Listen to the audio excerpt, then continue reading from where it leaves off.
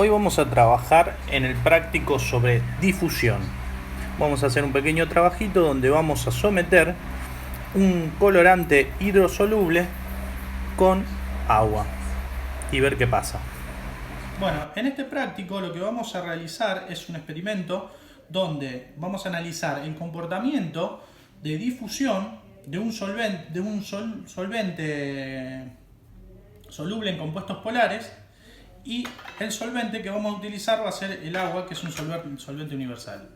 O sea, este compuesto es hidrosoluble. Lo que vamos a analizar es el comportamiento en cuanto a la difusión a distintas temperaturas. Vamos a utilizar agua a temperatura ambiente, tenemos agua a baja temperatura y agua a alta temperatura. Y vamos a ver cuánto tiempo le toma para difundir. Tengamos en cuenta que la ley de difusión, cada compuesto tiene una constante de difusión para cada uno y va correlacionado en función de su temperatura. A mayor temperatura, mayor difusión, mayor velocidad de difusión. Bueno, acá tenemos la temperatura, el agua a temperatura baja, donde lo vamos a ubicar, y tenemos acá la pava, agua a alta temperatura. Bien. La prueba va a ser muy sencilla. Lo que vamos a hacer es agregar una gota de azul de metileno, que es el compuesto hidrosoluble que estamos usando, y vamos a echar una gotita en agua a baja temperatura, temperatura ambiente y alta temperatura. Y vamos a ir viendo el comportamiento y la velocidad con la cual difunde. Esto obviamente tiene una explicación físico-química. La temperatura, cuando uno habla de temperatura, ¿de qué estamos hablando? Cuando uno mide la temperatura de un compuesto, estamos hablando del grado de agitación de sus partículas.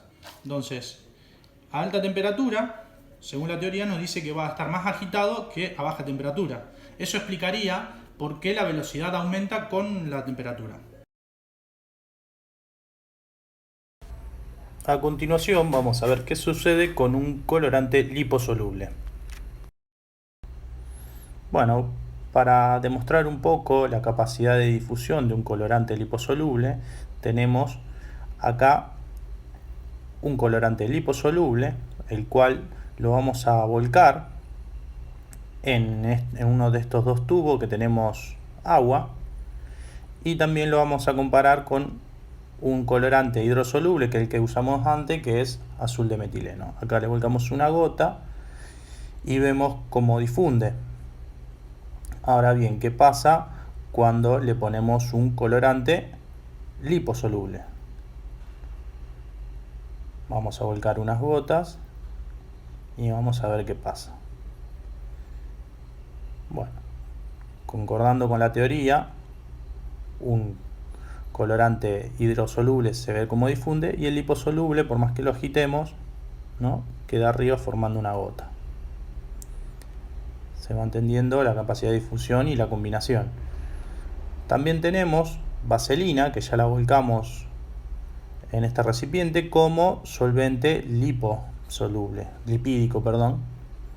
al cual le vamos a volcar el colorante liposoluble. Le vamos a agregar unas gotas para ver cómo empieza a difundir y si puede o no. Bueno, vemos cómo se van abriendo las gotas de colorante dentro de la vaselina, y vamos a ver qué pasa ahora cuando le agregamos el colorante hidrosoluble.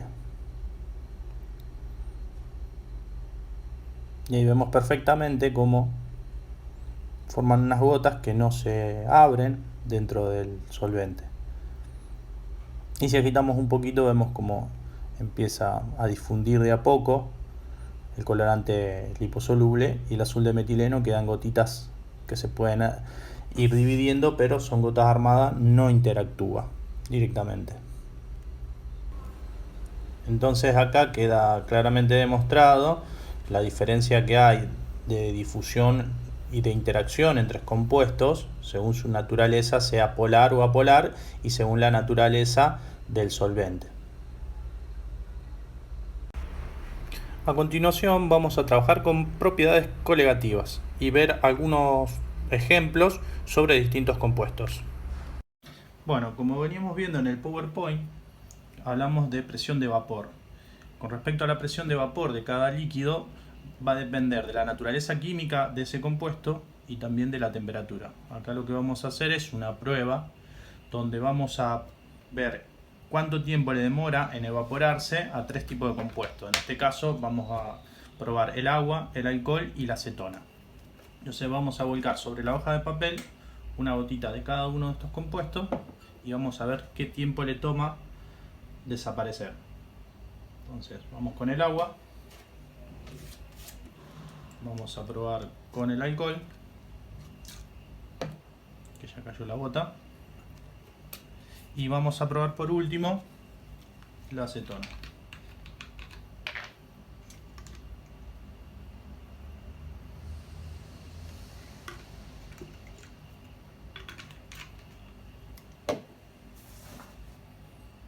Bien, vamos a acercarlo para ver qué pasa. Y ahí podemos ver la diferencia que le toma en tiempo de evaporarse. Bueno, ya que venimos viendo presión de vapor, en este video lo que vamos a tratar de demostrar un poquito es la relación que hay con respecto a la cantidad de soluto y la presión de vapor de un solvente, ¿no es cierto? Entonces, en este caso vamos a volcar una gota con alcohol solamente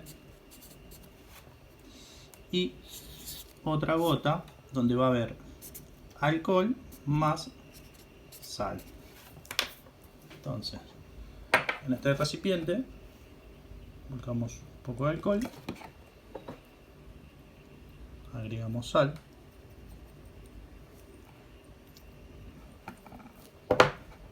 dejamos que se mezcle perfectamente, ¿cierto? Que se mezcle y vamos a volcar primero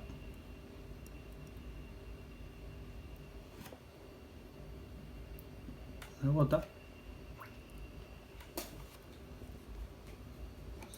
y después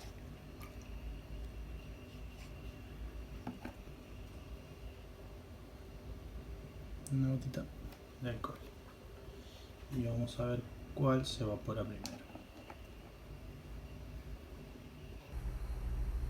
Y bueno, dejamos pasar un poco el tiempo. Ahora vamos a acelerar un poquito la cámara para ver que se note un poco la diferencia que le toma a uno y a otro evaporarse y cuál se evapora primero.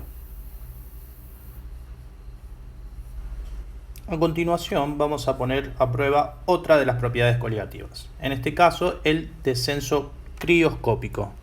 El descenso crioscópico, lo que dice en la teoría es que cuando el agua tiene un soluto o el líquido tiene un soluto, su punto de congelación se desplaza hacia abajo, o sea que congela a menor temperatura.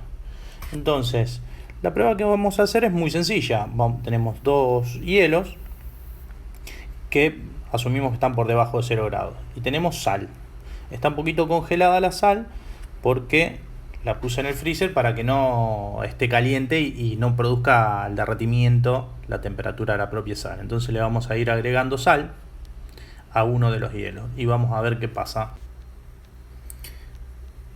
Ahora lo que vamos a hacer es acelerar un poquito la cámara para ir viendo el efecto y que se note un poco para ver la diferencia entre un hielo y el otro. Y acá podemos apreciar en cámara rápida cómo se va inundando uno de los hielos. Significa que se está derritiendo más rápido y si pudiéramos diferenciar se empezó a volver poroso. A continuación vamos a hablar sobre otra de las propiedades coligativas, que es el aumento del punto de ebullición. Antes de hablar del aumento del punto de ebullición, estaría bueno repasar qué es una caloría. Una caloría es la cantidad de energía necesaria para elevar en 1 grado 1 gramo de agua, entre 14,5 y 15,5 grados Celsius. Bueno, acá tenemos agua hirviendo. Si nosotros tomaríamos la temperatura del agua en este momento estaría a 100 grados y no supera los 100 grados, sino que se mantiene a una temperatura constante. Sin embargo, uno le está transfiriendo un montón de calor, pero la temperatura se mantiene constante y lo que hay es un consumo de energía por el cambio de estado del agua. Acá lo que vamos a hacer es graficar la curva evolutiva en cuanto al tiempo y al ascenso de la temperatura cuando uno lo somete al calor. Vemos que a los 100 grados realiza una meseta. Esta meseta se da ya que el agua, para cambiar de estado, consume 540 calorías por gramo de agua vaporizado. Ese consumo de energía explica la meseta sin variación de temperatura y con consumo de energía. Ahora vamos a ver qué pasa cuando tenemos agua hirviendo a 100 grados, se mantiene constante a 100 grados y nosotros le aplicamos sal. Una cucharada de sal en este caso, para ver si se desplaza o no el punto de ebullición. En este caso, cuando nosotros agreguemos la sal, debería dejar de hervir al menos por unos segundos hasta que recupere o llegue a la temperatura necesaria para poder romper el hervor nuevamente. Y vemos cómo dejó de hervir por unos segundos hasta que asciende a la temperatura necesaria para volver a romper hervor, que está por arriba de los 100 grados. Y así finalizamos con estos experimentos caseros. Muchísimas gracias por su atención y no salgan de casa.